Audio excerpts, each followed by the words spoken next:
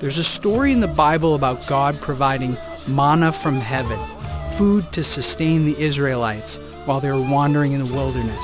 But it never said specifically what it was. What was this manna from heaven? When I asked that question, I had no idea how much my life was about to change.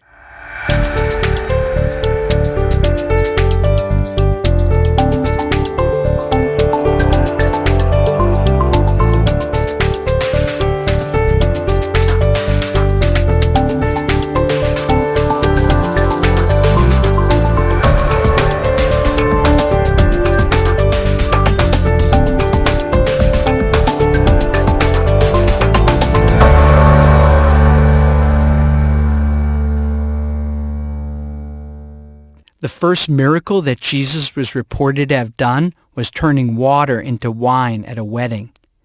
The story goes that they ran out of wine, and Jesus put a portion of the manna into the water that they boiled as tea. He told the waiters to pass it out as wine. So I call up Deepak, and I said, Deepak, I got to talk to you. I just found some stuff in the Bible that's not making any sense. I think I found some psychedelics in there. I think there's meditation. Like, what do you think? And he's quiet on the phone.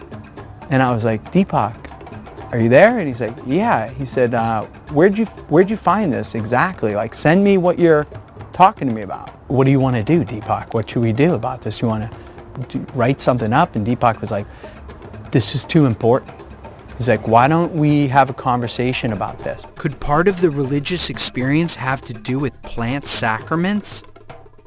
In Deepak's tradition, the mystery plant soma was used to bring people to communion with God.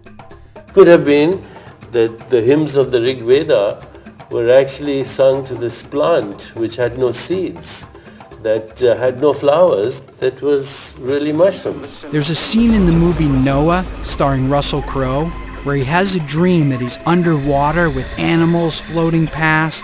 He wakes up knowing that God wants him to do something, but he doesn't know what. He goes and sits with the wise man in the cave, played by Anthony Hopkins, who gives him some psychedelic tea. He drinks it and has a detailed vision of exactly what God wants him to do. First of all, that's a possibility. Yep. Secondly, why does our brain have receptors to these things? Well, because we are part of the same nature. We're not separate from nature. Science is based on a subject-object split, on a separation that is artificial, me and the universe, when in fact I'm also part of the universe. Right. So the same electrical storms that create thunder and lightning in the sky create synaptic firings in my brain, which creates thought. Mm-hmm. We are part of a wholeness. And what the religious experience is to experience that wholeness. What is enlightenment but being one with the source? So whilst they gave people what I wouldn't even call altered state of consciousness, I wouldn't call them hallucinations. They help people break out of the everyday hallucination of separation and to the reality of truth.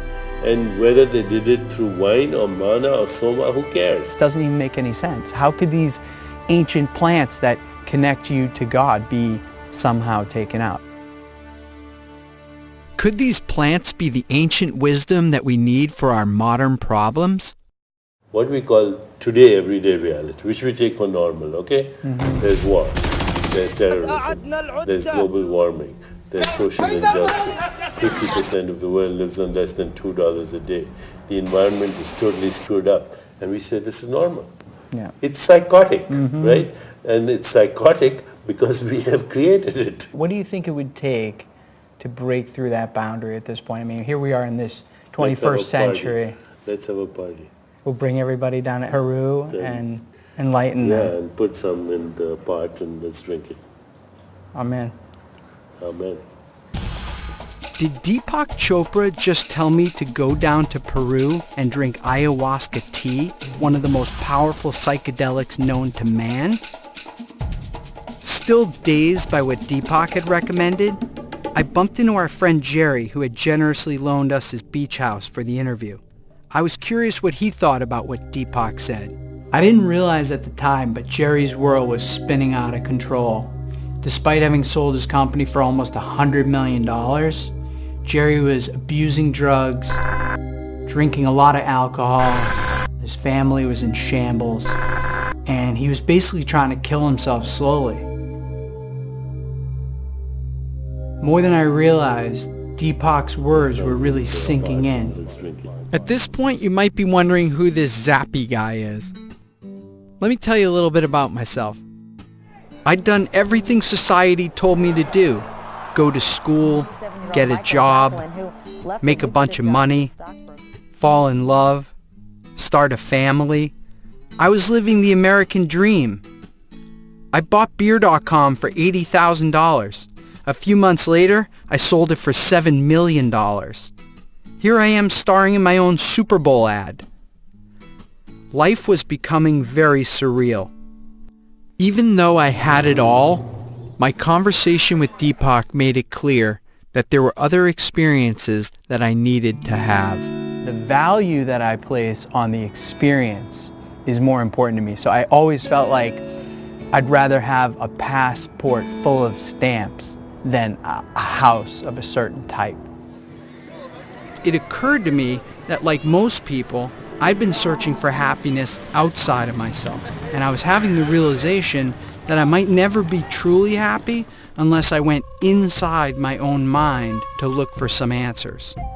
Albert Einstein famously said, "You can't fix a problem with the same consciousness or thinking that got you into the situation."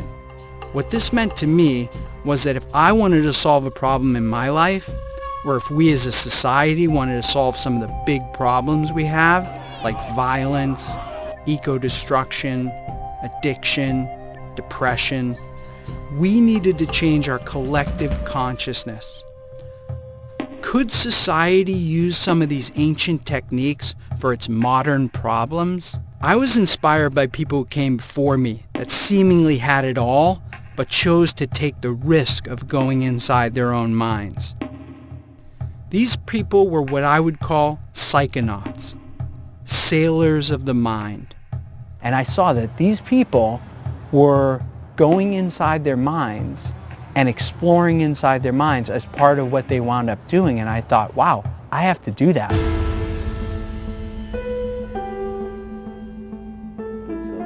Put some in the pot and was drinking.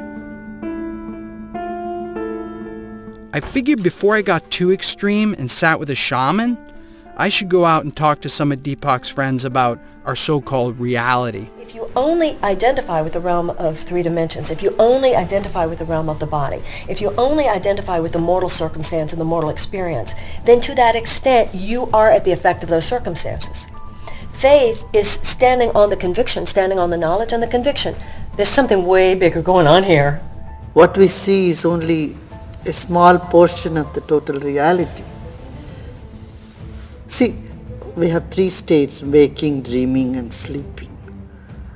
But beyond that, there is a state where it's neither of these three, but there is a restful alertness that dawns deep within.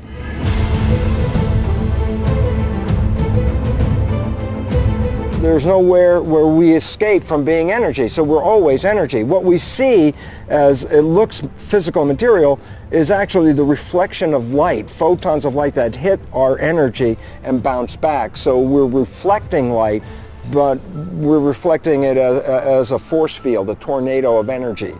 If we can stand within the unreal world, the ultimate unreal, that appears real, that seems limited by the laws of time and space, and yet have faith in the realm beyond, that literally invokes that realm into being.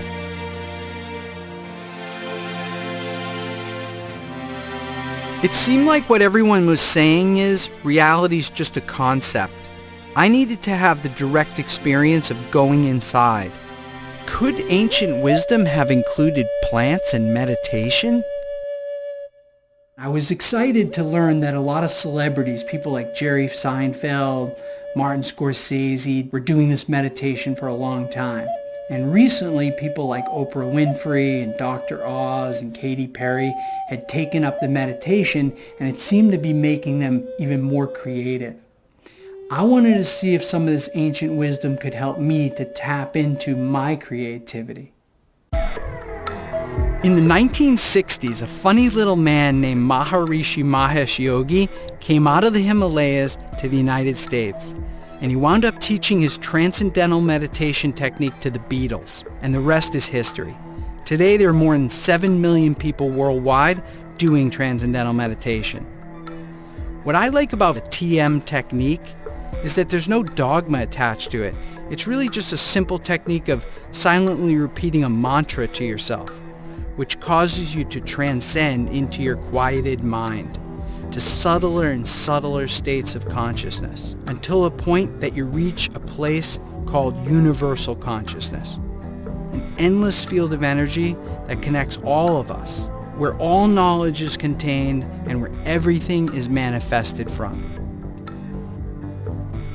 When the Maharishi passed away in 2007, he put John Hagelin in charge. As a quantum physicist and a meditator, he had successfully used quantum theory to support Maharishi's model of creative intelligence being at the center of all creation. Waking consciousness is all about being aware of something, this, that, this concept, that person. Transcending is leaving all of that behind to isolate and experience the self itself. It's blissful. It's not the end of the story. 10, 20 minutes of that is enough. The idea is to come back into activity and increasingly integrate and stabilize the experience of inner reality, inner silence, along with outer reality. And that's when life really gets to be interesting and fun.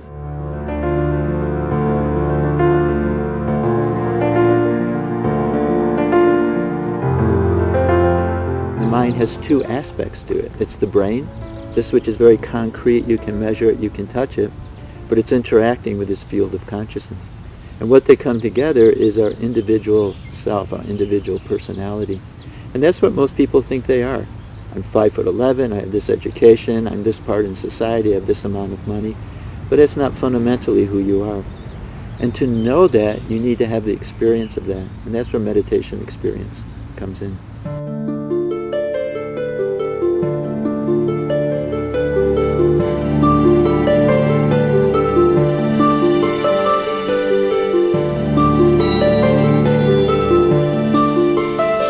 Found that square root of 1% in some cities here and there, and it does create positivity in the atmosphere, in the tendencies of the people. What excited me about this was that if we wanted to change global consciousness, we only needed a critical mass of people tapped in. When I found in the Bible verses that said, "Be still and know that I'm God, the kingdom of heaven is within," that's what the meditators are saying. It's so obvious. It's right there. The Bible is saying, meditate.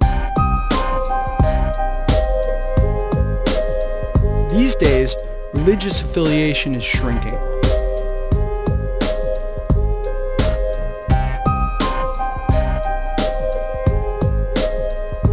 I needed to go speak to some of the religious leaders and top scholars of our time about whether meditation was once part of religion. When it comes to religious leaders, there's no one more high profile than Joel Osteen.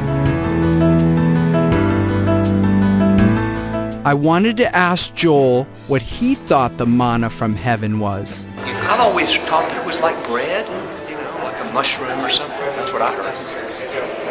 That's what I heard. Yeah. I'd like it if it was mushroom. It could sustain them and...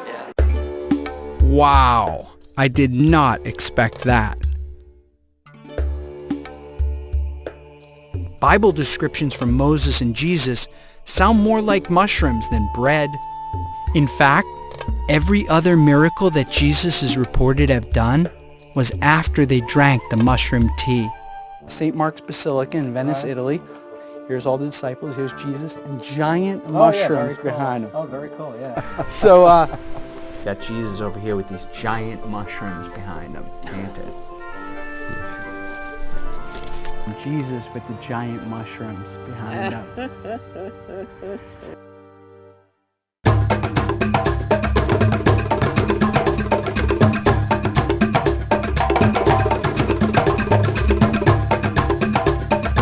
wanted to talk to some people who've been there, done that.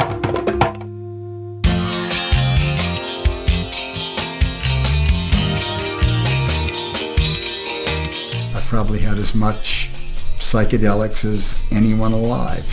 When you fall away for a minute, something happens. That's actually the beginning. And now you have to relearn the world just like you were a baby.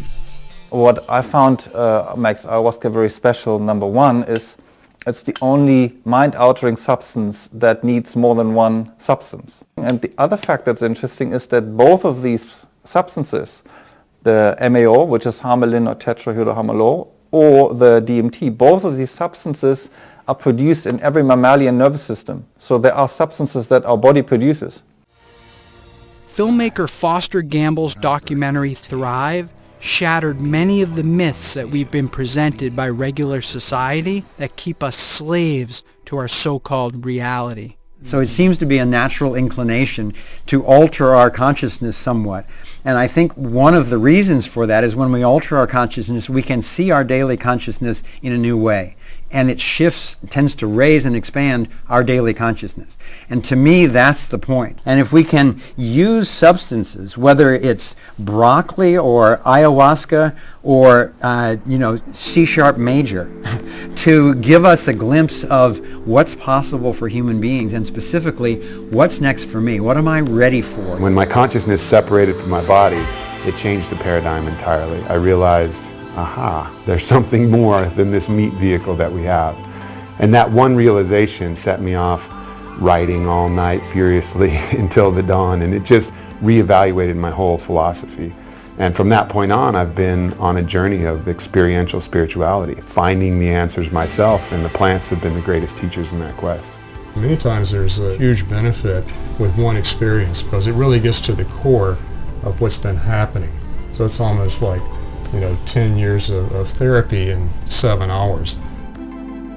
Kundalini yoga icon Gurmukh teaches many celebrities how to journey inside using the Kundalini technique.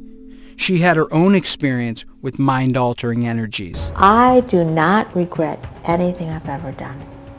People say, I did drugs. I said, well, so what? It got you here. Forget it.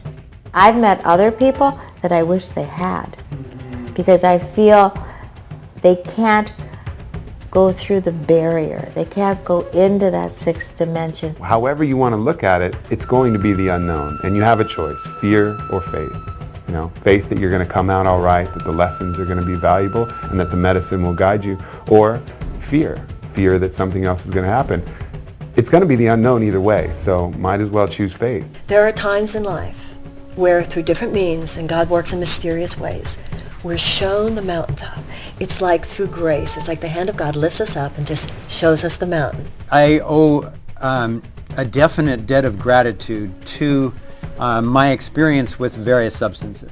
I can't endorse it unless you're at a certain space, in a certain environment, with certain true healers, because it can run havoc, just like LSD did. They are powerful, transformational tools and have to be respected.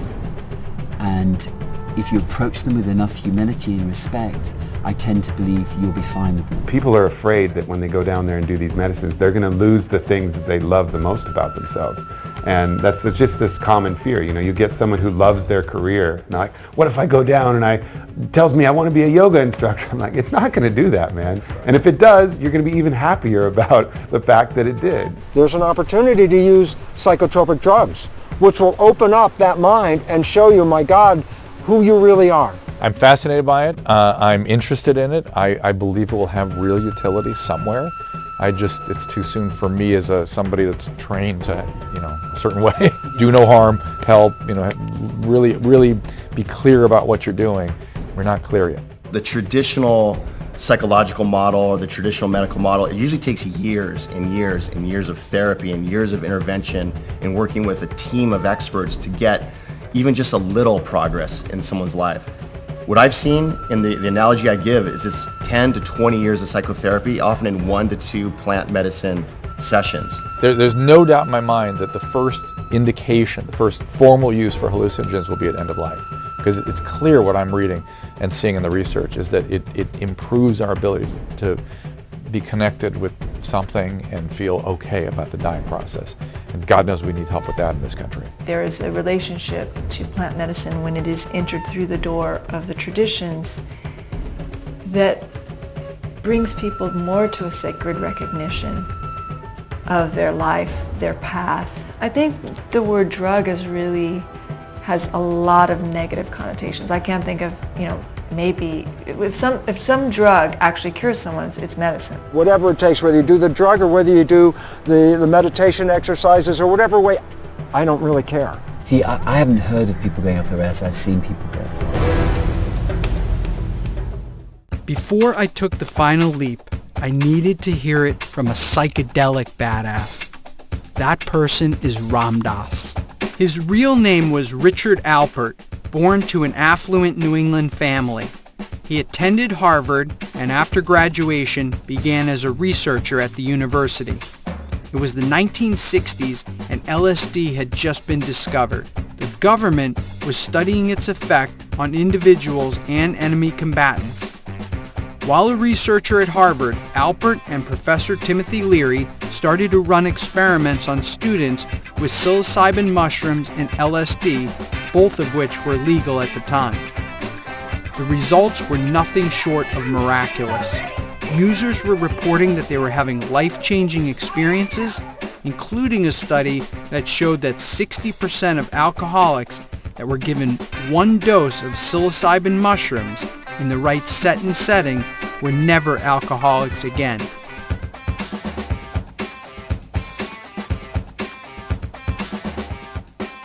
How could everybody not know about this? Discouraged with the West, he headed to India. His guru named him Ram Dass, and when he came back to the United States and published his book, Be Here Now, he was followed around by massive groups of young people. If anybody has the right intent to want to go to their own spiritual insides, the psychedelics are wonderful for them. Wonderful. Would you recommend that somebody Yes. looking? Yes. So seekers should go find a shaman. Sure. And go down and. Sure. That was it. I was going to gather up a group of friends who wanted to take the risk and go as deep into our minds as humanly possible.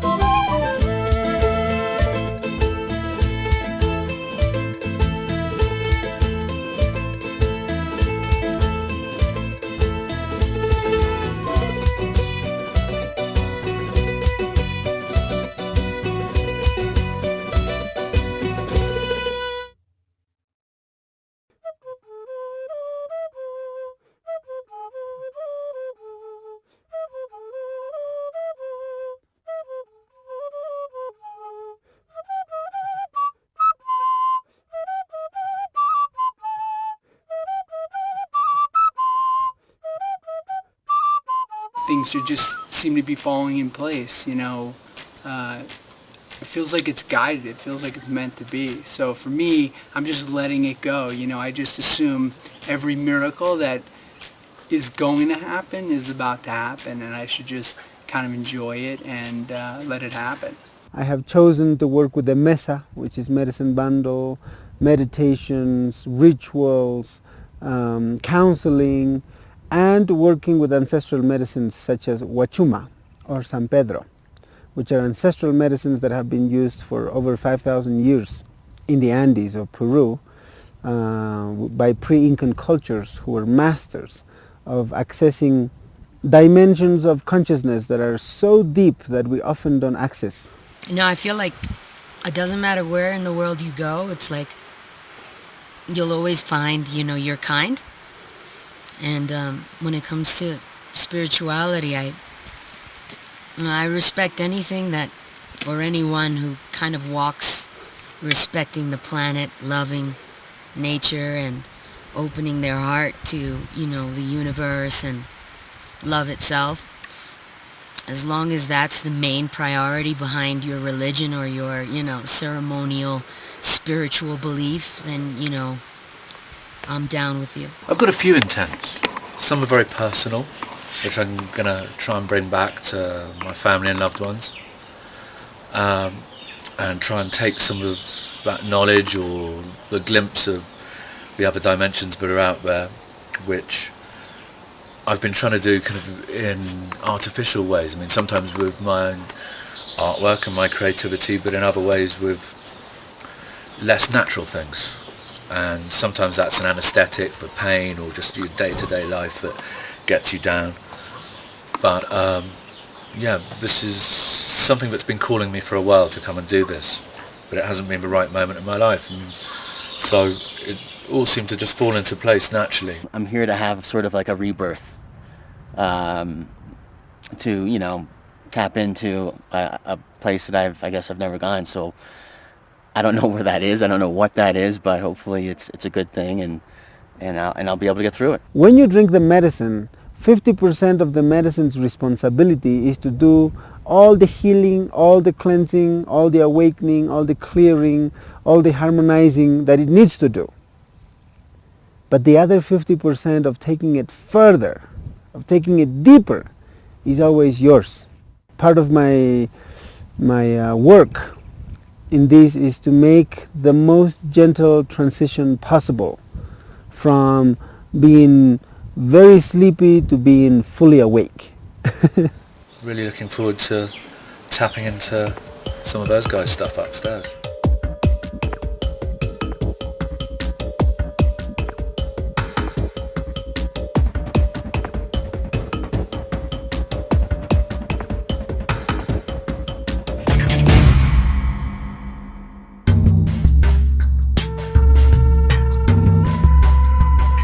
The San Pedro trip was gnarly.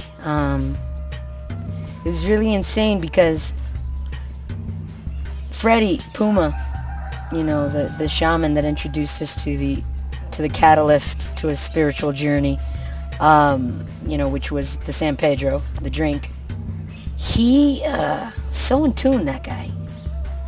And I recalled, you know, being at the top of the mountain, you know, at this plateau where we all, you know, we're just so tired from this massive, you know, high altitude trek, and we're finally, you know, getting some air, and you're looking off at these amazing clouds that are flying right at you, and you're at the precipice of this mountaintop, and, you know, you see hundreds of feet below you, and I got this enormous sorrow that I was just overwhelmed with.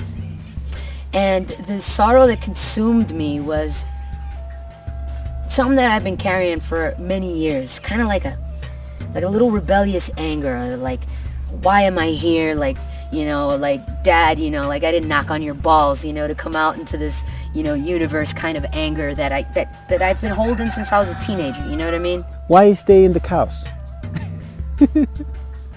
Why suffer? Why struggle? When you can liberate all of that and be of higher service while being gentle on yourself. I know that you need your ups and downs so that you can be human and enjoy life and transition, because it's part of the beauty of existence is to be sad and enjoy happiness. You need to know both sides. But this overwhelming sadness wasn't mine. It didn't belong to me. Ever since I was a little kid, it didn't belong to me. It's not mine. I'm a passenger, like Iggy Pop says, you know what I mean? I'm here to ride this, you know, and in a respectful way, respect everything that I come across, and, you know, walk my path with love, and, you know, say goodbye after my journey's done. And he came out, and I felt this warm energy behind me, and there he was, while I was on the rock, overlooking the clouds that are flying towards me. I was crying, you know. And he touched my shoulder and he said, "It's not yours. Let it go."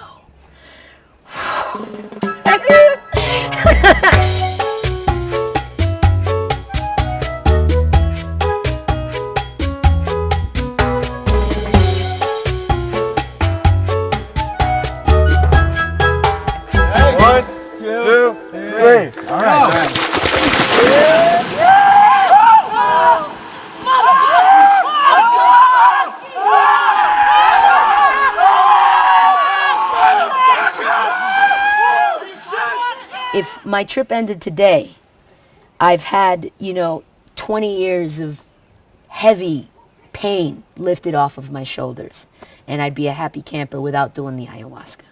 So, I'm feeling really, really, really, really light on my feet, happy, appreciative, and receptive. Very feminine, I'm such a tomboy. It's kind of about time I step into my femininity. My full intent coming down here, my macro intent was to try to share with everybody in the world, for that matter, the fact that there's different ways to see reality, and that we sort of in this moment of chaos need to take a step back, everybody, and just try to see things a little differently. The only way that you're supposed to fulfill your role is by being yourself. That is the heightened you. You attract more love and you attract more energy.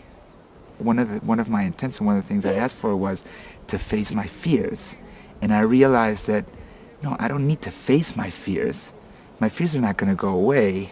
First, I have to accept myself with my fears. Each person have a pattern. And that pattern is 50% woven by the person and 50% by the divine. Ayahuasca is capable of changing that whole pattern. From being one person one day, the next day you're completely another person. I'm open to light and love and just good vibes, and anything that isn't on that vibration or frequency, I'm just like, I don't even see you, you don't exist. So that's how I'm walking into this ayahuasca trip. I'm just in a very receptive place. I just, I know what I'm about, I know what I stand for, and I know what I resonate with, and, I just hope to walk that path, and, whoever's walking along that path, I hope to meet you, and we can join hands and, take this trip together,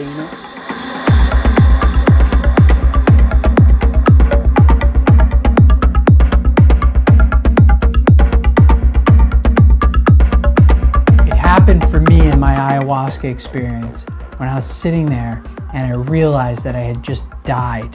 As I was looking at death and experiencing death, I saw how dynamic it was and how much was going on. And I realized that I never needed to fear death again. It was totally liberating. And as I spent time in this ayahuasca experience, I realized that I was sitting in a place where I could ask any question. I could go into the future, I could go into the past, whatever I wanted to know. So I'm going to ask a big question. So I decided to ask, why do bad things happen? And immediately upon asking that, I was whipped out into the edge of space. Back to where when you're a kid, you go, yeah, but what's past space? And people go, oh, more space. And what's past that? More space. I was out there on the edge looking at everything in the universe basically contained, like God would look at it. And as I'm looking at it, the Spirit said to me, you see that? It's totally balanced. It's perfect. And I looked at it and I was like, wow, that's true. It's totally balanced. It's perfect. If something happens over here, it'll just be made up over here. And as soon as I had that realization, I was sucked right back in. I was sitting in the room again. And as I was coming out, I just started to laugh. I was laughing and I realized that I had just gotten the entire human cosmic joke. Here we are with God, the man with the white beard, and Buddha and Muhammad and Jesus, all these men. And I was with God, and it was a woman. That has stuck with me every day since my ayahuasca experience.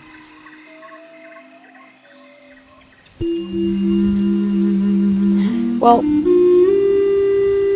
for me, ingesting the medicine was a destruction of everything I've ever known, everything I've ever believed in, everything I ever thought was true. I tried to reason it for a while, the 2 days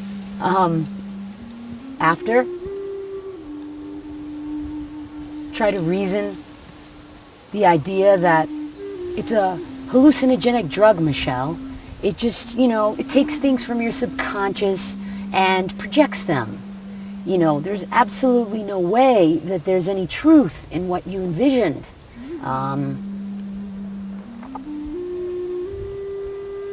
That it's just a trip. You know, you read tons of books on alchemy, you know, you have tons of, you know, information about symbolism and religion deep embedded into your brain since you're a little kid.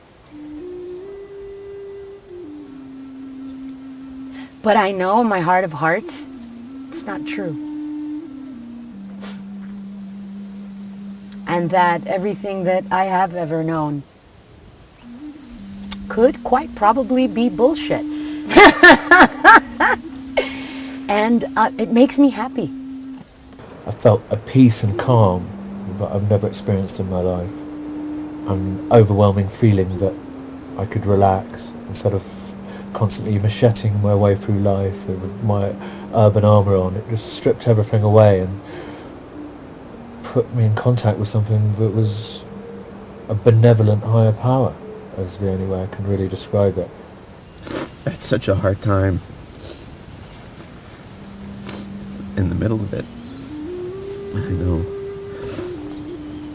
like a surgeon, and I felt my wounds, my wounds just opened up, and I was feeling pain, and that like I grew up, and I was able to you know, love myself a little bit more.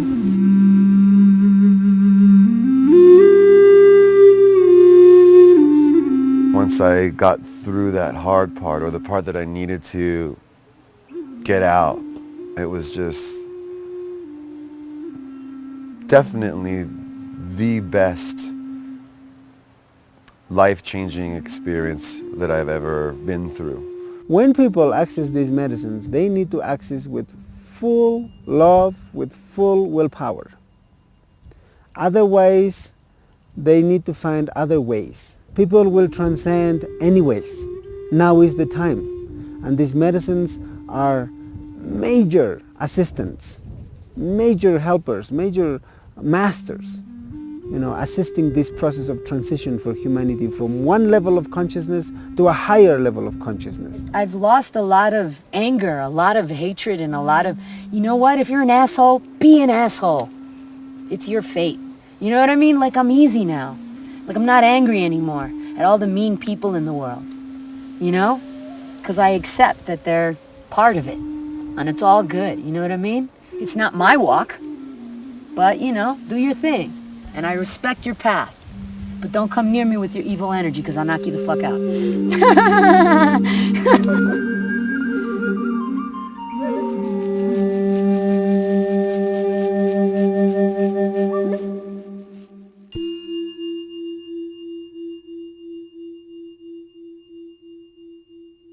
It all comes down to intent for me.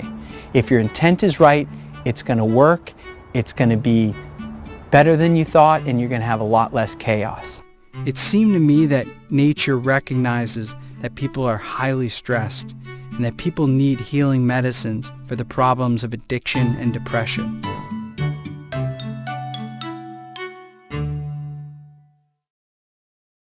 I kept looking for ways to transcend on a daily basis, and I was introduced to Sri Sri Ravi Shankar and his breathing technique called Sudarshan Kriya.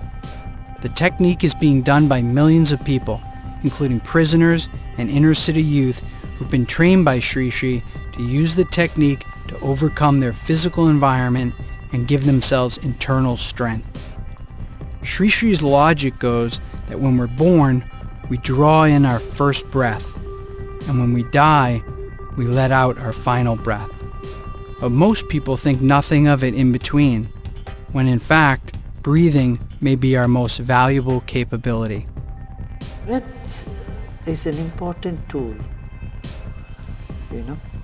For every emotion there is a particular rhythm in the breath. And if we attend to the breath by manipulating your own breath,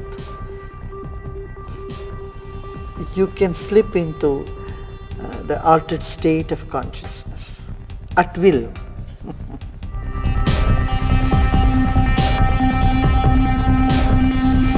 I learned the Kriya breathing, which blew my mind. The fact that I was able to put myself into a psychedelic state with just my breath. Lightning bolts were shooting out of my hands and feet. Time stood still.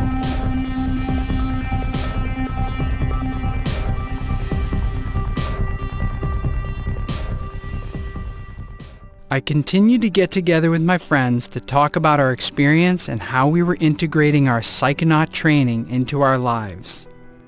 There's a whole group of scientists, very few, but enough, who are saying maybe brain doesn't produce consciousness, maybe brain filters consciousness. You're saying we're transmitters? You're transmitters. Cool. And what you're transmitters of is that infinite potential that you spoke of, that field of possibilities.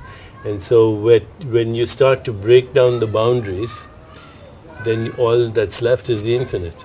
So the boundaries are like your prejudices, things They're that all you know that concepts, you've yeah. accumulated throughout life that you've either repel or are attracted to? Yeah, every boundary is a conceptual boundary in consciousness.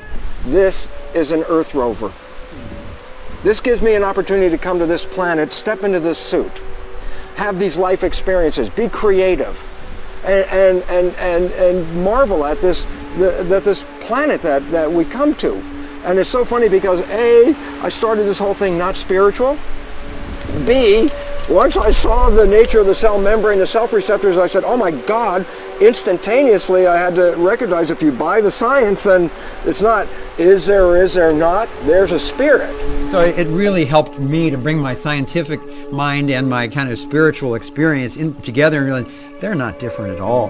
We're just discovering through all these pathways how all of that is one.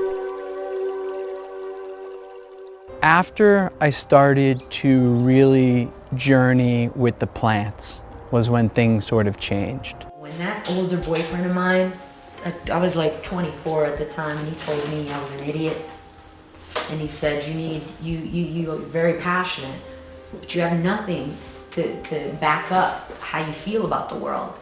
You don't read, you don't have, you read one book and you can get 20 years worth of research in one book.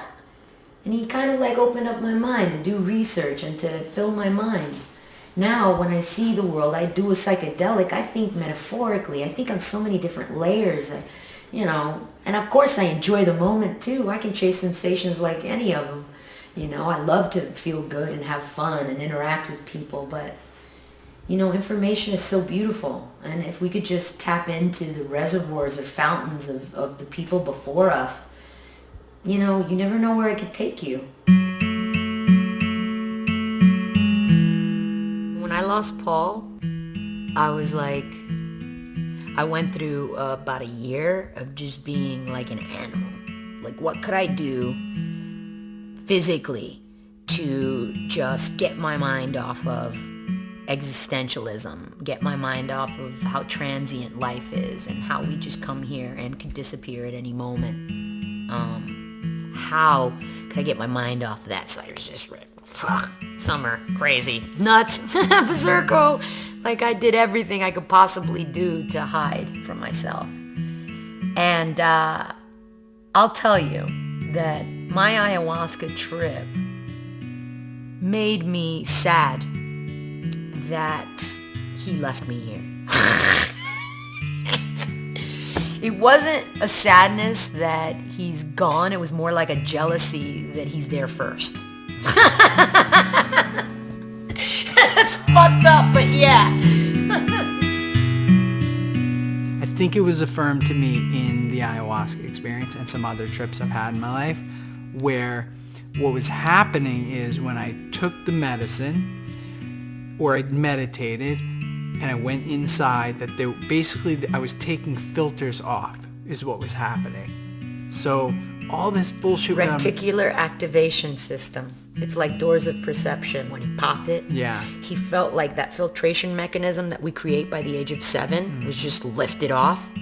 You know how like you receive so much information in your visual cortex, but your brain only accepts a certain amount so that you're not overwhelmed? Right. That's your reticular activation system deciding according to your wants, likes, and fight or flight, deciding what information you're going to take in. Each time I got together with my fellow psychonauts, we felt stronger and stronger about the need to get the information out so we could help others to access some of these ancient techniques that had been so profound in our lives. We should just, the Street Reality Society should set up a place in like Costa Rica, put like a a dome, haven for like a people haven who of- think the same way. Put them all around the world, I like and that. the consciousness of it is like... I'm in. I'm in. All right. Everything's rolling along. Things are falling into place. And, like everything in life, you want validation. You want to know that it's having some kind of an effect beyond just, hey, I'm having a good time, I'm learning a lot, I'm having all these cool experiences. But, is something really happening? And I was looking for some kind of sign that, it was making a difference, because I couldn't see what the difference was, and other than my own friends and people around me. So I was kind of thinking, God, give me a sign here that, this is making a difference, that there's something to it. And then the phone call came from Jerry, who I hadn't seen since we shot with Deepak in his apartment years earlier.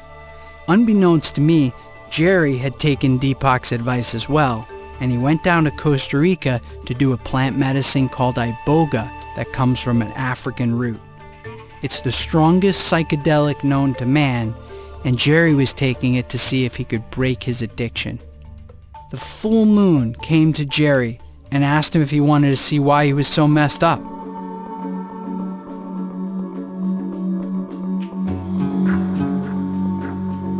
Because of my life, I had like addiction issues, tons of women issues, ego issues out the gazoo, smoking, drinking, you name it. I was a fan, right? So I said, what's wrong with me? And so what happened then is that my body went to a house that I hadn't seen in 48 years. It was my grandfather's house in Scranton, Pennsylvania. And at the front of the house, like 3-year-old me is going like this to me. He's like waving me in. And I'm looking at the floor, and there was, as a kid, I knocked over cranberry juice or grape juice, and it hit the wall. And that stain was on the wall. This is how perfect detail. And then next thing you know, the kid opened the door and went like this to me, like, go look at it. And my grandfather was sexually molesting me, and I was 3. The moon told Jerry to go see his dead grandfather and have him explain why he'd done it and give him an apology. Jerry went to see his grandfather, who denied it ever happened and sent him away. She told him to get his father to help him to get an apology from his grandfather. And he said that he was sorry, and I told him I forgave him. And even though he wouldn't do anything for me. And then the shaman goes, hey, go to the moon. So I went to the moon, back to the moon, and I said, Mrs. Moon, what can you do for me? And she said, open your chest. And I went like this, and my heart was in there. And the moon took my heart out and washed it. And I said, what? The shaman's saying, what is she doing? I said, she's washing it like this, like, 'cause she has hands, right? Crazy, but truth. She's washing it. And I said, what should I do with it, to the shaman? He said, have her put it in your left hand. I said, Mrs. Moon, would you put it in my left hand? And she put it in my left hand. And he goes, I said, what do you want me to do with it? He goes, put it in your chest. And I went to put it in my chest, and it got here, and it was black again. So it only stayed pink for 5 seconds. And I said, I'm not putting this thing in me because it's shit. It's terrible. And he said, ask her for a new one. So I said, Mrs. Moon, could I please have a new heart?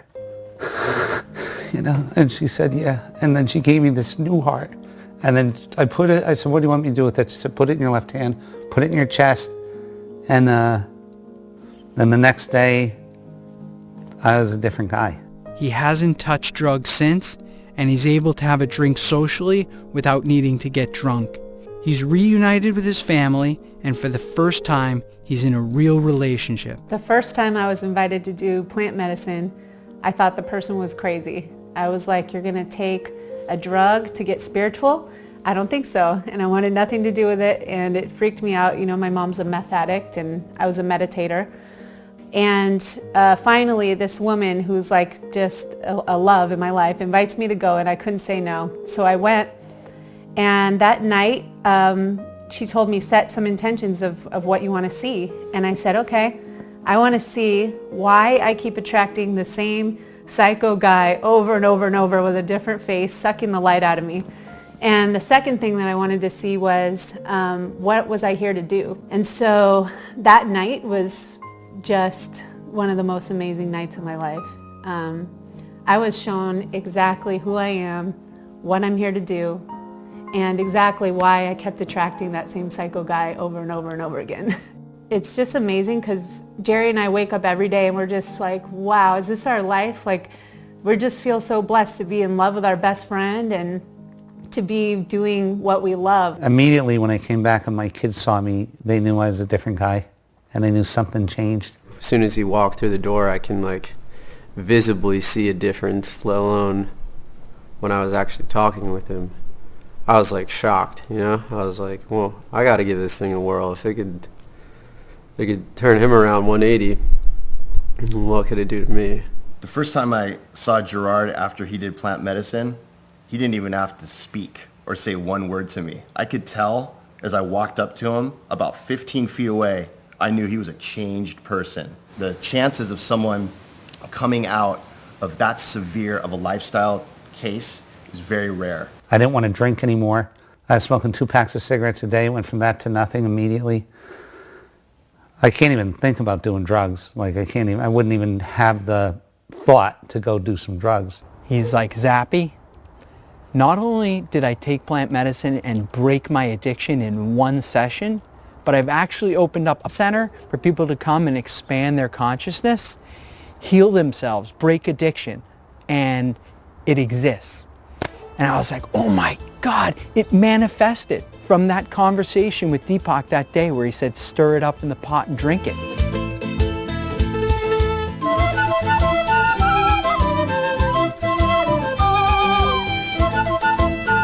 The moon told me, and this sounds so ridiculously crazy, but told me to go buy a center and to make it a plant-based center.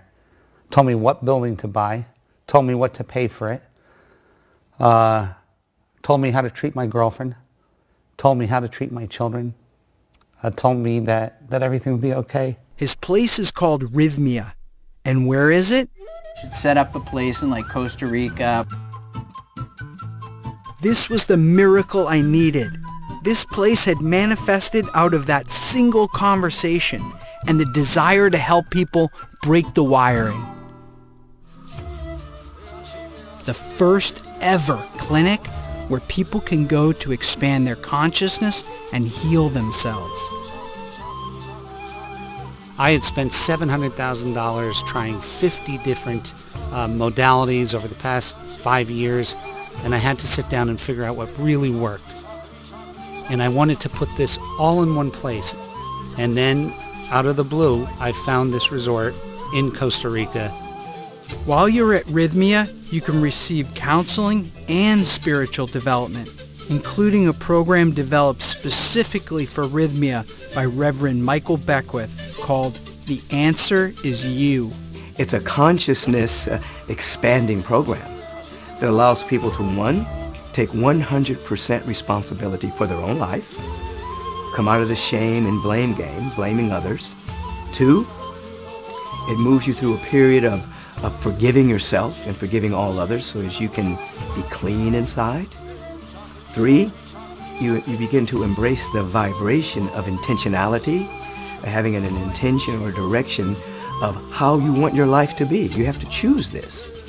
If we don't choose it, then the undertow of the human society is choosing for you. Going to a place like, what's being created at Rhythmia is a place where you can literally just come back to life's rhythm. The miracle that you're going to get is that you're going to get the real truth. And the truth is that we are all of us connected from the same thing.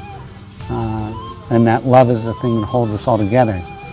And when you get to that truth, that's That's the whole thing that you've been running from your whole life, is that one truth. And then you come and you come to a place like this and you get to see that that's the truth. Then there's the miracle. And then you can walk away and go, you know what? You know, I lost everything this weekend or this week, but I gained my life. And what more could you ask for in a vacation?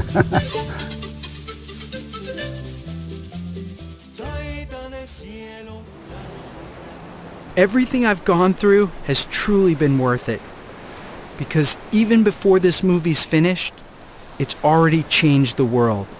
Because this place exists.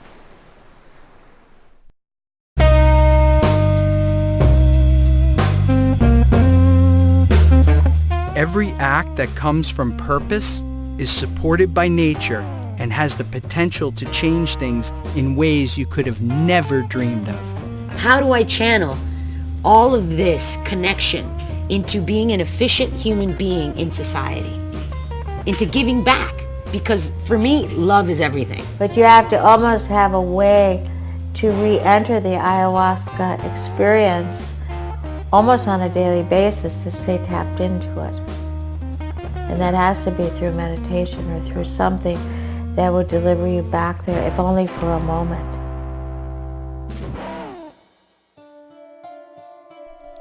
All of us had life-changing experiences. So the question is, how could these incredible plant energies be illegal today to consume or even to study? It turns out that the answer to that question may be even more sinister than the reason they've been taken out of religion: money. The pharmaceutical companies are only interested in selling their patented petroleum-based medications that people need to take for the rest of their lives. These drugs do not cure, but only mask the symptoms and have significant negative side effects. Here I am, living my entire life sustained by plants. I'm eating vegetarian, and my day job is bringing out a plant-based formula to help people with addiction.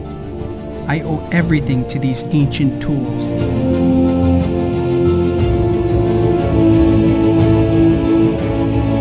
Plant medicine, meditation, breathing. These are some of the tools that were once part of the religious tradition.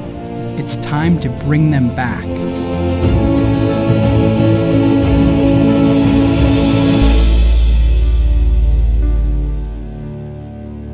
We started the True Reality Society to create a peace army to counteract mass violence in the world and to bring together people who believe in the importance of going inside their minds.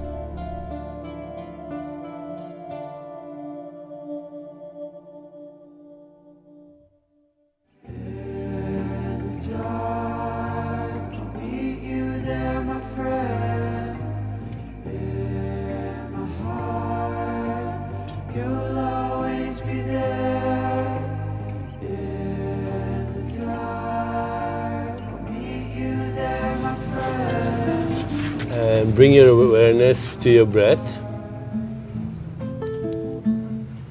And just breathe in slowly and then breathe out slowly. On the in-breath, perhaps having the thought peace. And on the out-breath, the thought joy, peace. On the in-breath and joy on the out-breath.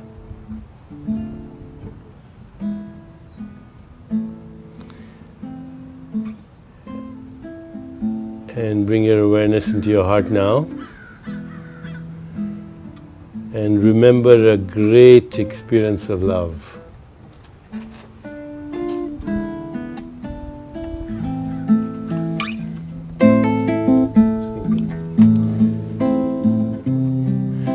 Remember a great experience of compassion. A great experience of joy.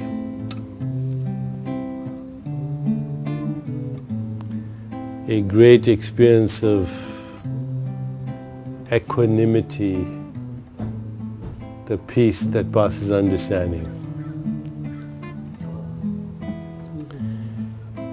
And now bring your awareness back into your whole body and allow the boundaries of your body to slowly dissolve and merge with your surroundings.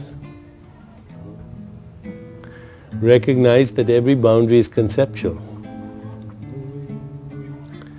There's no boundary. There are no national boundaries, there are no tribal boundaries, no ethnic boundaries, no racial boundaries, no religious boundaries.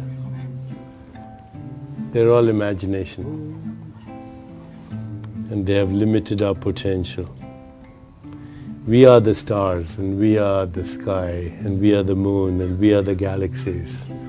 We are the cosmic horizon, we are the Big Bang, we are the laws of nature, we are Planck scale space-time geometry where everything dissolves into all possibilities, where Platonic values like truth, goodness, beauty, harmony, evolution are embedded as the essential raw material of the universe, where there is mathematical truth but also musical truth, where there is the poetry of the universe and the dance of the universe, and we are that dance. The Sufi poet Rumi says, look at these worlds spinning out of nothingness, this is within your power. We come spinning out of nothingness, scattering stars like dust. Out beyond all ideas of right doing and wrong doing, there's a field. I'll meet you there. So remember the field that you went to. It was beyond right doing and wrong doing. It was the field from where we come and which we long for. I'll let Roberto finish his Peruvian shamanic song.